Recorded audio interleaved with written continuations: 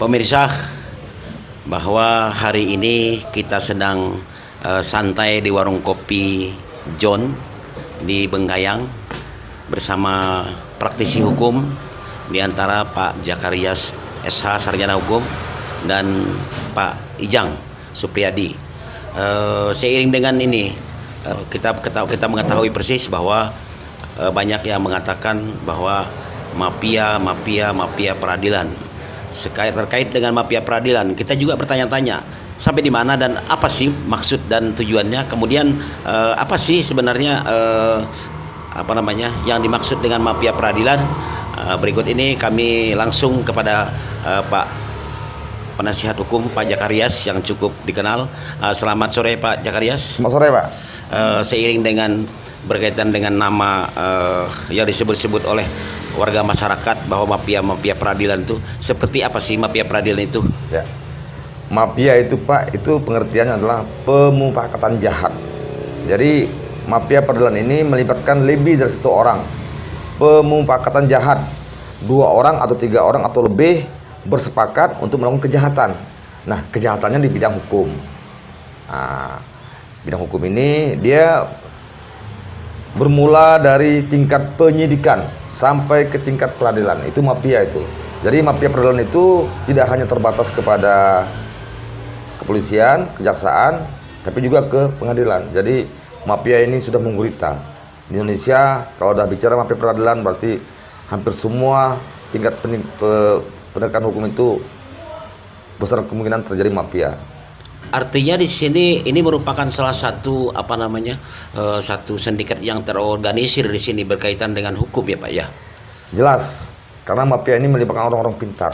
Jadi di sini white collar crime. Jadi para pejabat yang melakukan seperti ini, baik misalnya kepolisian, pengacara, kejaksaan, kemudian para hakim, bahkan tidak hanya itu, juga melibatkan petinggi-petinggi pemerintah. Jadi mafia ini sebenarnya suatu perbuatan yang melibatkan lebih dari 1 orang. Seiring dengan itu, kira-kira ada enggak upaya-upaya bahwa kita akan memberantas bahwa yang namanya praktek mafia peradilan ini, dan seperti apa seharusnya yang harus dikerjakan oleh orang-orang itu, atau pekerjaan orang itu yang seharusnya seperti apa, sehingga mengedepankan betul-betul itu namanya penegakan supremasi hukum, dan betul-betul hukum itu berjalan dengan baik, dan kemudian membuat satu keenakan, kepuasan kepada warga masyarakat yang tertimpa oleh hukum gitu. Pemerintah sudah berusaha untuk mengantisipasi yang terjadinya mafia peradilan. Sudah berusaha. Ada KPK, ada satgas khusus, itu sudah dibentuk Pak. Tapi sebenarnya tidak mungkin bisa menghilangkan mafia peradilan. Kalaupun bisa paling hanya mengurangi. Nanti setelah itu muncul lagi. Jadi mafia ini sudah menggurita, sulit untuk diberantas. Kira-kira Pak, ada enggak kira-kira jalan lain atau langkah-langkah lain untuk melakukan satu pembelajaran sehingga betul-betul menghargai dan menghormati yang namanya hukum itu adalah bagian daripada pengadil yang betul-betul adil sesuai dengan keinginan oleh Yang Maha Kuasa? Sulit, sangat sulit. Jadi apapun yang dilakukan oleh pemerintah, apapun yang sudah dilakukan oleh pemerintah untuk menumpas mafia peradilan ini sangat sulit, karena ini sudah menggurita. Karena dia dimulai dari tingkat penyidikan. Di penyidikan itu kan sudah bermain antara pengacara dengan kepolisian, atau keluarga si tersangka dengan pihak kepolisian. Contoh misalnya di tingkat penyidikan untuk pengaturan pasal, itu udah mafia itu. Mau pasal yang meringankan atau pasal yang berat. Ini tergantung dari penyidik. Nah, disinilah letak dimulainya mafia peradilan itu, di tingkat penyidikan. Jadi penyidik menawarkan, bahkan pihak keluarga atau pengacara meminta kepada penyidik supaya memberikan pasal yang meringankan.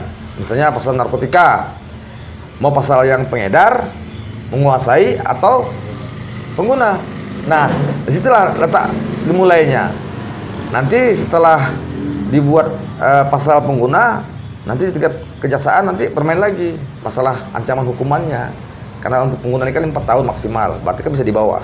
Itu permainan semua, jadi sulit untuk diberantas. Kadang-kadang kan ini Pak juga masyarakat itu kan sudah mempercayakan kepada lawyernya untuk betul-betul menegakkan aturan hukum itu. Akan tetapi di sini ada satu satu kendala-kendala juga yang betul-betul perlu kita perlu dipahami dan perlu dimengerti. Namun kadang-kadang ada klien-klien yang menjadi salah satu penasihat hukum kadang-kadang kecewa dengan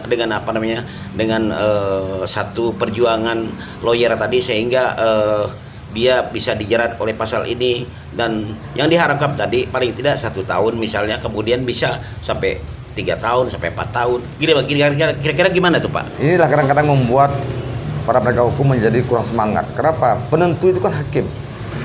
Jadi kalau seandainya fakta membuktikan bahwa seseorang itu harus dihukum ringan, tapi kalau hakim menyatakan bahwa hukuman yang diberikan kepada terdakwa itu berat, itu kewenangan hakim. Jadi sekarang bagaimana si pihak keluarga atau si terdakwa ini, pengacaranya atau keluarganya, untuk melobi, itu kan mafia nih Bang. Nah itu terjadi, fakta terjadi sekarang ini kan udah merajalela, ya kan? Pengacara terlibat, kejaksaan terlibat, kemudian hakim-hakim juga terlibat. Itu kan fakta bahwa mafia peradilan di Indonesia sudah sangat menggurita. Jadi sulit untuk diberantas. Jadi apapun yang dilakukan oleh pemerintah, tidak ada jaminan bahwa mafia peradilan di Indonesia akan menjadi berhenti. Ini kan Pak Kabupaten Bengkayang, ya, Provinsi Kalimantan Barat. Kira-kira kalau menurut hasil daripada pandangan daripada Pak Jakarias sebagai salah satu pengacara yang cukup dikenal dalam hal ini, apakah Bengkayang juga bagian daripada hal seperti itu?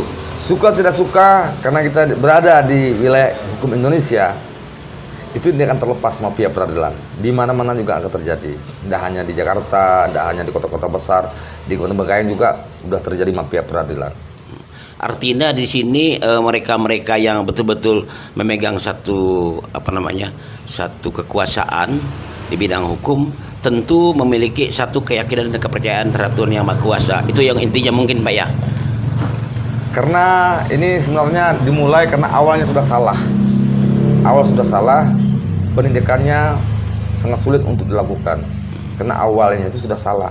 Jadi kalau misalnya mau memperbatas mafia peradilan, ya pengawasannya harus ketat. Tapi itu pun sangat tidak mungkin bisa dilakukan. Maksud di Bengkayang ini, ya, sangat sulit.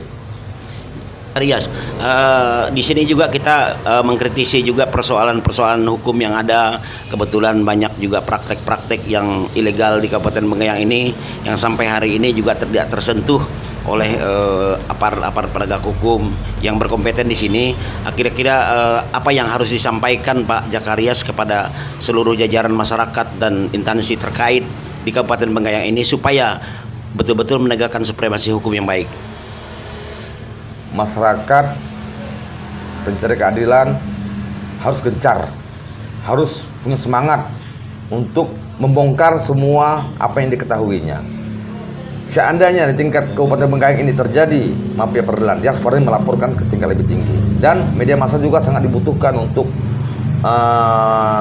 mempublikasikan kepada masyarakat bahwa di Bengkayang sudah terjadi mafia peradilan. Jadi masyarakat, media massa, tokoh masyarakat harus jeli dan punya semangat untuk membongkar semuanya. Ya. Kalau tidak, maka jangan harap mafia peradilan itu akan berhenti. Baik, itu aja Pak Jakarias.